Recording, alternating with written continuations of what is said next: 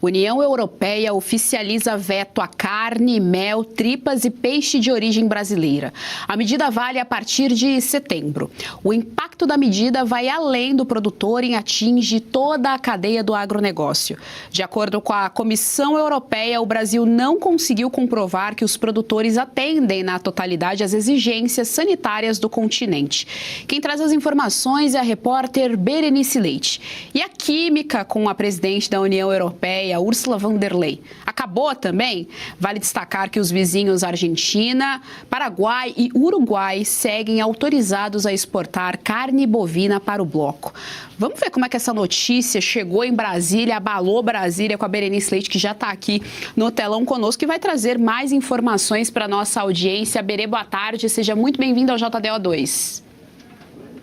Obrigada, Geise. Muito boa tarde para você também, para todos da nossa audiência. Pois é, mais um anúncio que impacta diretamente a economia do nosso país, especificamente o setor do agronegócio. A gente lembra que o acordo Mercosul-União Europeia foi uma pauta trabalhada aqui por 3 décadas, pelo menos, né? Um sonho de 30 anos que em cerca de um mês, né, já terminou e virou pesadelo, pelo menos aqui no Brasil.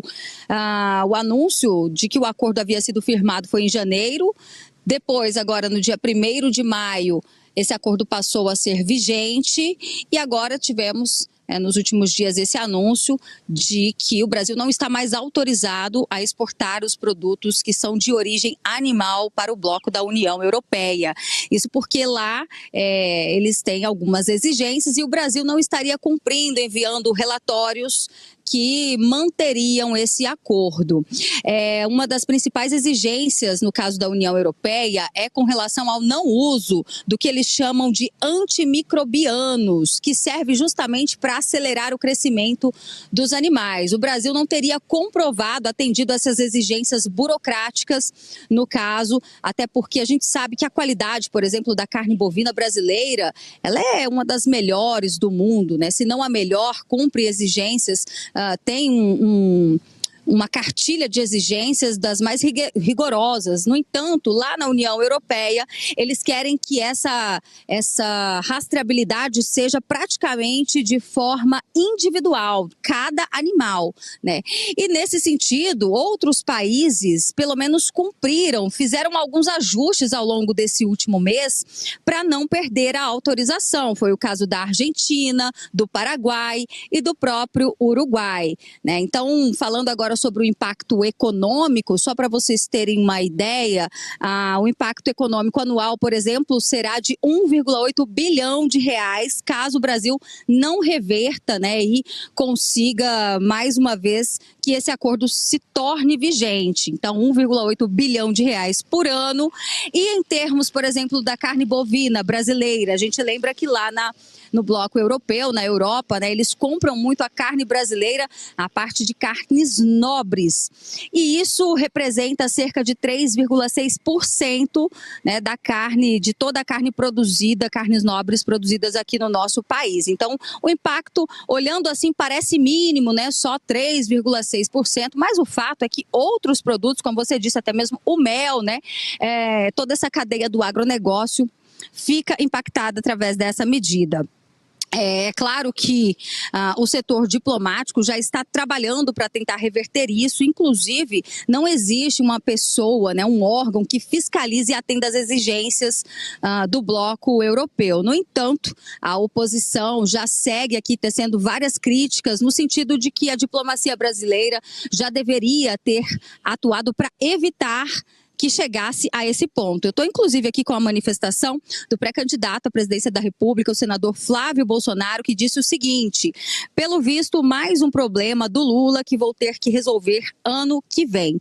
O Brasil e o agro voltarão a ser respeitados.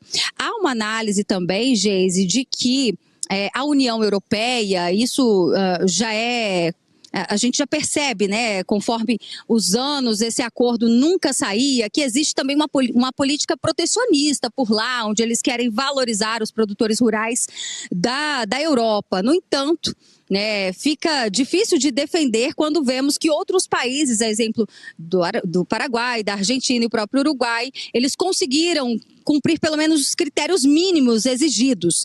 E aí existe um cálculo político que já vem sendo lançado pela oposição ao governo Lula, de que eles teriam deixado isso acontecer. Até porque, como eu citei a vocês, a questão das carnes nobres, e aí entraria a picanha, por exemplo, na lei da oferta e da demanda, o Brasil não exportando esses 3,6% lá para o exterior e não havendo um novo comprador que supra, né, essa demanda, ela vai ficar por aqui no Brasil. E aí o preço de carnes nobres tendem a diminuir o valor. E isso seria, né, dentro da avaliação, dentro da leitura aqui da oposição ao governo Lula, isso seria muito bom, porque talvez a promessa da picanha acabaria se concretizando, mas não por uma política econômica brasileira, mas sim por uma omissão desse governo. Então, eles estão de olho em tudo isso que está acontecendo, justamente por ser ano eleitoral, e como vocês viram aí, né, a posição do senador Flávio Bolsonaro já se prontificando a partir do ano que vem, caso ele assuma a cadeira como presidente, em tentar resolver todo esse impasse. Mas o fato é que o agronegócio perde com essa medida, um acordo que há muitos anos vinha tentando ser celebrado e acaba de alguma forma também, né, desmoralizando o agronegócio brasileiro do ponto de vista de qualidade, algo que sempre os produtores brasileiros prezam muito por aqui no nosso país. Geise, volto com você. Muito obrigada, Berê, pelas informações aqui no nosso JDO. Até a próxima.